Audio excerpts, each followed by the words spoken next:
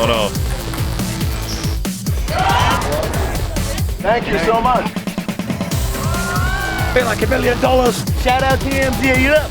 Let me check out that rig. TMZ stands for the Mayweather Zone. How'd you find me, bro? I got my disguise on. I love my TMZ family. Smoochie. Welcome to TMZ Sports. I'm Mike Babcock with my guy, as always, Mojo Mutati. Mojo, we're going to start with Shedeur Sanders. The NFL world, the sports world, still reacting to the shocking developments from the NFL draft. Of course, there was a time, Mojo, when many people thought that Shedeur Sanders would not only be a top pick of the very first round, but he could literally be the number one overall pick. Of course, a lot of people thought he would ultimately go number 3 to the New York Giants. It did not happen. He didn't go in the first round, nor the second, third, or fourth round, Mojo. Of course, he had to wait until the 144th pick. That pick coming in the 5th round. Well, what does Deion Sanders think about everything that happened? Deion was Shedeur's top proponent, the guy who said, my son will be a top 5 draft pick. We know that did not happen. So what's Deion's reaction? Well, Mojo, we spoke with Deion Sanders yesterday afternoon at LAX. And while he didn't have a whole bunch to say, what he did say was very telling. Deion, mate. Hey, it's good to see you, man. Hey, now that the dust has settled, are you happy with how things turned out? God bless you, man. You know how good God is? I know, God is good. You know how good God is? You happy, man? God is so good. Hey, do you forgive the prankster? God is so good, man. Okay, man. Thanks very much, buddy. We need hard knocks, bro. We need hard knocks. There was, Mojo. You happy? God is good. You forgive the prankster. God is good. I don't know why the most surprising part of this is that this man was flying commercial. I just figured he'd be at the FBO flying private. The somewhere. 5th round pick, Mojo, that 5th round contract don't pay just like the first round. Well, that's his kid, Babcock. We all know what this man's been up to personally and professionally. But yeah, God is good. I mean, that's been kind of the sentiment of the family, right? I mean, you check their Twitters, you check every single interview that they've done. I mean, that is their stance, and you love to hear it too. I mean, that should be the attitude. 1st round pick, 5th round pick, undrafted. You got an opportunity to go out there and do the thing. And if you end up having a career like Dad, absolutely no one is going to care how you got into the league. It doesn't matter whatsoever. I mean, really, it only matters in the first, 2, maybe 3 years of your career until you cut your teeth. But once you get your game tape in, that second contract, that is not necessarily a relevant factor whatsoever. So, I mean, this is going to be a situation that follows them around. I mean, not only Shedeur, but Deion, primetime, like every game this next season, people are going to be asking about it.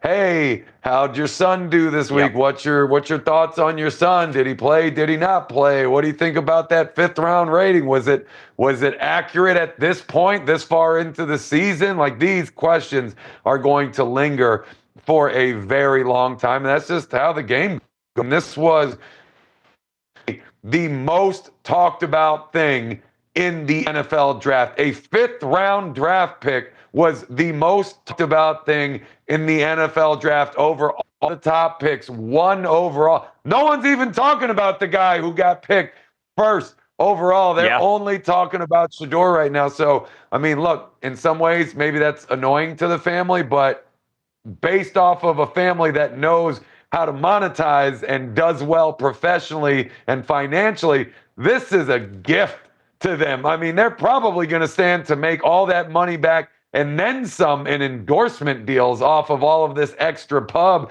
and attention. So, I mean, look, at the end of the day, again, the draft only matters to get you on the team. Now you're on the team. Now it's time to let you play, do everything else. Right. The reality is that, and look at the guys we've talked about over the last week or so.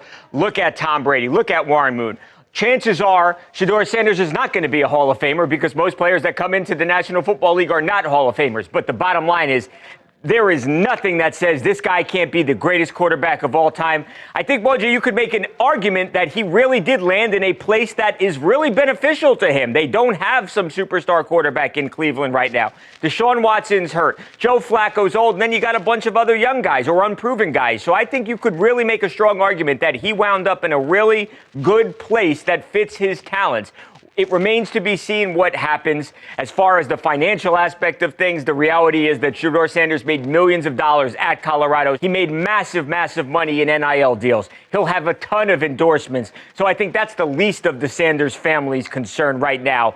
And again, fifth round, it's a bit of a hit to the ego, but I think that it's nothing more than that, Mojo. It's ego, and that's all. They'll bounce back, and I think in a way this makes Shedeur Sanders a relatable figure and somebody who is viewed as an underdog. Now, Mojo, before we move on here, what's the feeling in Cleveland? Now, Shedeur Sanders, his dad may be in L.A., but Shedeur is in the land right now. He touched down this morning in Cleveland. He's at the facility.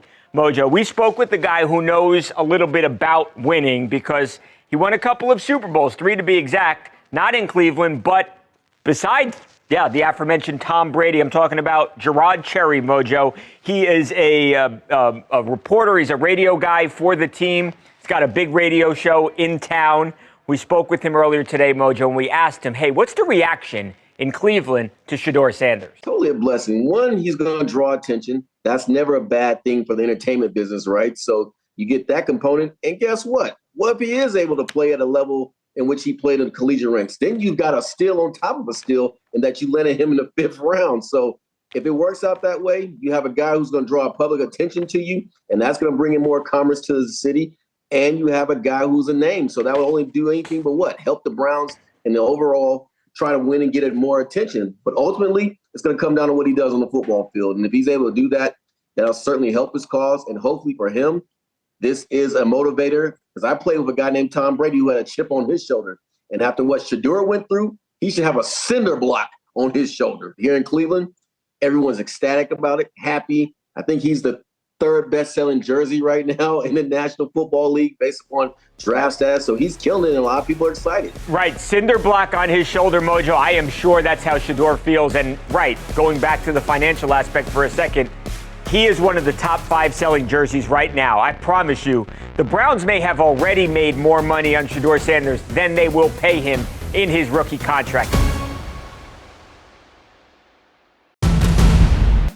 Coming up next on TMZ Sports, everybody's still talking about what happened during Bill Belichick's interview with CBS when his 24-year-old girlfriend, Jordon Hudson, interrupted. Well, you will not believe what we've learned happened behind the scenes. If you thought it was bad, wait until you hear what's next.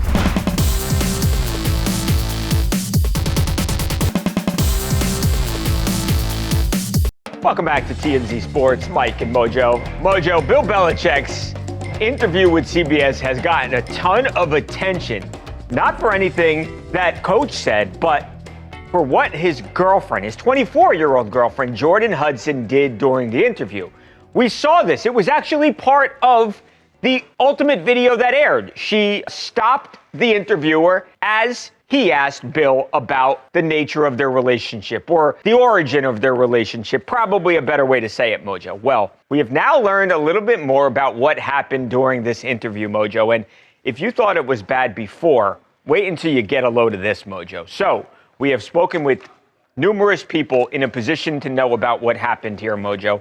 And we have been told that it wasn't just the one time that Jordon interrupted. No, she interrupted this interview on multiple times, Mojo.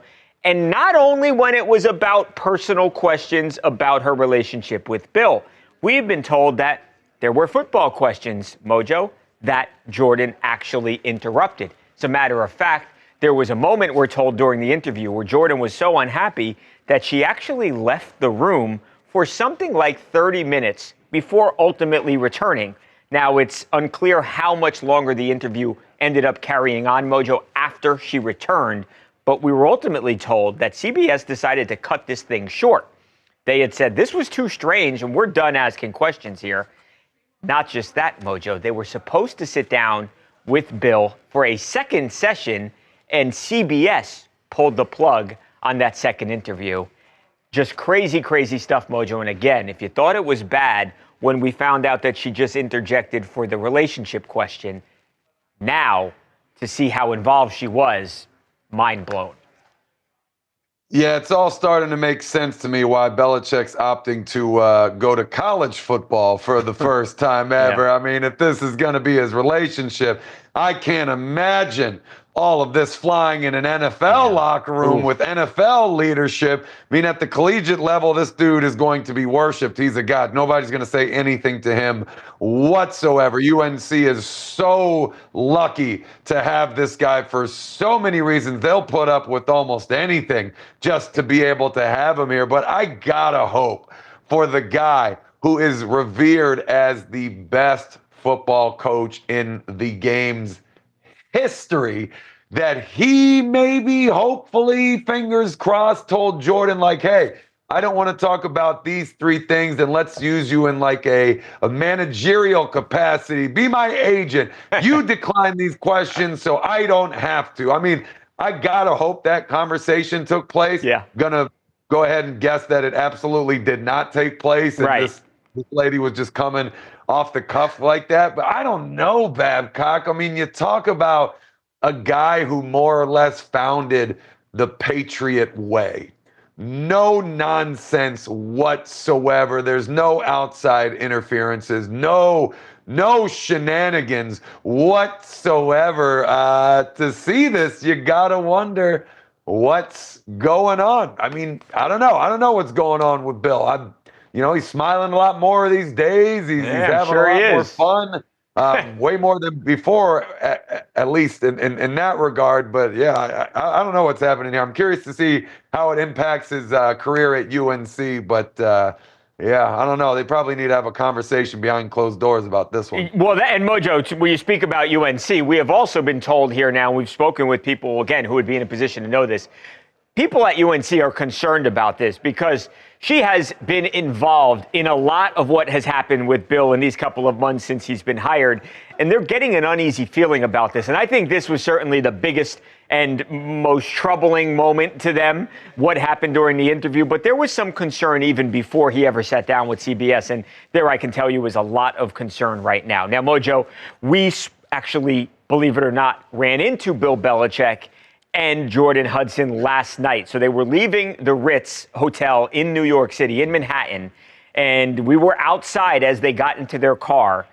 We tried to ask him about the interview. Here's what happened. Hi, Bill. How do you think about the CBS interview went? Do you like it?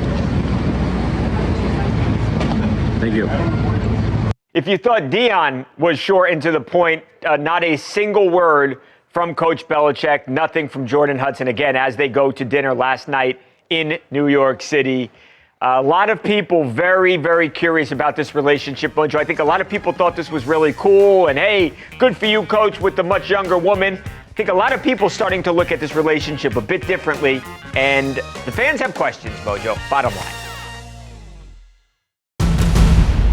The Eagles celebrate their Super Bowl win at the White House on Monday. Wait till you hear what one Philly player had to say about the president's daughter. That's coming your way next on TMZ Sports.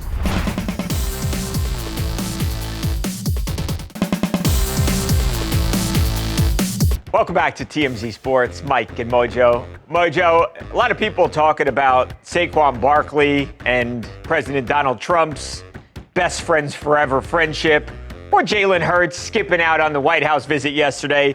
But that's not the best story to come out of the Eagles' Super Bowl visit to 1600 Pennsylvania Avenue. The best story has got to be Eagles cornerback Eli Ricks hitting on Trump's daughter, Ivanka Trump. This is crazy, Mojo. There, of course, is Ivanka. Well, Eli Ricks seemed to like what he saw yesterday at the White House, Mojo, because after he leaves with his teammates, he goes to X, and here's what he has to say, Mojo.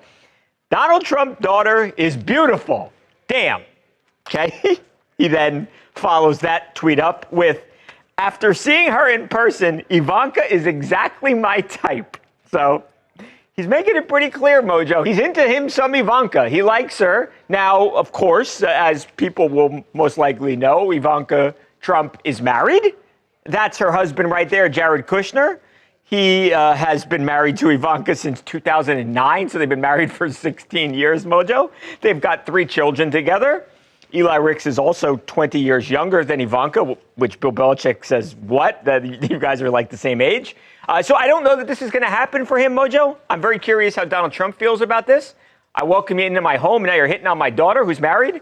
I don't know. Best story to come out of the day yesterday, though, Mojo. I don't know. I think Donald Trump will love this, to be honest with you. A Super Bowl champion is spitting game at his daughter. Like, I don't know, a little celebrity tie in here, having a little bit of fun. It's not like anyone's expecting that relationship to work out, but I'm surprised people are surprised by this. You're going to take a group of professional athletes and you're going to send them over to the White House. Right. If they see anyone that's remotely attractive, they're going to say something. Right. They just won the Super Bowl. They're riding high. They're feeling invincible. Right. They are going to shoot every shot that they can. Plus, let's talk about these pro athletes for a second, right? They're going to have kids one day. I got to figure out how the best way to say this is, but they're going to have kids one day, right? They probably want their kids to also be pro athletes and win Super Bowls in the future. So when a tall, beautiful 5'11" woman walks by, they're probably thinking, well, this is going to likely increase my chances of my kid coming out and being 6'8" and being an absolute phenom. So yes, among athletes, tall women are extra desirable. There's that information there, but yeah, again, you can't set these guys loose and expect them not to spit game. I respect it. Shoot your shot, young man. I agree, Mojo. I am really curious if Ivanka is going to respond. As we sit here and tape the show Tuesday afternoon, she has not yet answered Eli. Don't leave him hanging, Ivanka. Jared's cool with it. Go on a date. Go on a date.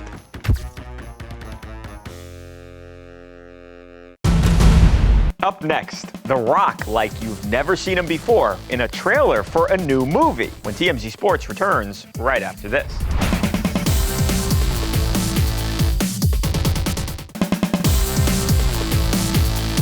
Welcome back to TMZ Sports, Mike and Mojo. Mojo, we are finally getting our first look at The Rock's brand new movie.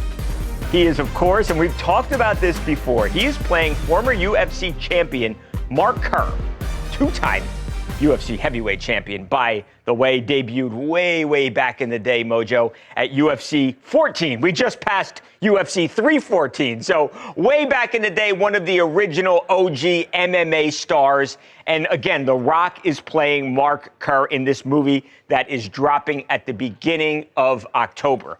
We have seen Dwayne in costume before, Mojo, in character. But again, for the first time, we're getting a peek at the trailer. Without further ado. Probably looking at my eyes. How did that happen? Well, have you ever heard of the Ultimate Fighting Championship, the UFC? That's the bloody thing they're trying to ban. This guy is the best he has ever seen. Do you hate each other when you fight? Absolutely not. How do you know Mark Kerr? The end is near. Oh, we go way back. But he's a buddy of mine. So I Come on, baby. Too much? Never. Too much? No. Please welcome in his octagon debut, Mark Kerr! Winning is the best feeling there is. It's 40,000 people and they're cheering you on. There's no other high like it in the world. I think he wants your autograph. Sure, no problem. No fighting. You know what? I'm a big MMA fan, a big UFC fan, and I'm really excited for this movie. It looks awesome. I mean, you might have recognized Ryan Bader in the trailer. You heard the great Bruce Buffer's voice. This is going to be awesome. I can't wait. Best rooting, yeah, man. The cast goes on. I mean, this is Emily Blunt in the movie too. Big star, obviously, big Hollywood star. Squad, Babcock. That's what they put together for this one. This is wild. I mean, usually when you see The Rock do his movies, I mean, he is The Rock. Yes. He's kind of him and just about everything he's doing. Now he looks totally different. He's got hair on his head, his face, obviously they put some, prosthetic makeup. Yeah, it's almost, he's unrecognizable, Mojo. I mean, I think if I looked at that, I might not know that was The Rock. He's got the accent as well. I mean, I think this threw a lot of people off. I don't think they were expecting it to go to this length. I mean, I suppose if you look at the two guys in real life, they don't quite look like each other. I'm trying to figure out too if Rock either bulked up or slimmed down for this. I'm not sure because both dudes are just absolutely insane. But his physique absolutely looks different here. I mean, he definitely made some adjustments to play this part. So bulkier, Mojo. He looks more muscular to me, even than he normally does. Yeah, dude. Brother is thick right now for this role. But this is great. I love pro wrestling. I love MMA. This looks very intriguing. I can't wait to see it, Babcock. I think this one's going to do very well at the box office. I do too, Mojo, and I think it makes a lot of sense too. Obviously, now that WWE and the UFC, they've got the same owners, so it's all in the same family. The UFC obviously cooperated with the movie. They're all in this thing together, and I agree. I think smash hit at the box office. Well, Babcock, they had to keep going because Rock is on the board. Right. If you do not finance my movie, you guys are shut down. Yeah, hey, Mojo, I think undoubtedly this has got a great cast. Anything that The Rock is in, it just tends to be a hit at the box office. He's just that much of a draw when it comes to selling movie tickets. And I mean, there have been MMA movies in the past. There have not been a ton of huge MMA movies in the past. I think we may finally have our first one on our hands here. Again, this thing comes out October 3rd. Cannot wait for it, Mojo. Until then, we will go on. We will do great shows day in, day out, Mojo, until we can go see the movie. We'll be back tomorrow. We've got a great show planned for you, Mojo. It's going to be great. That's right, Babcock. It'll be the best show since today. I'm a lawyer.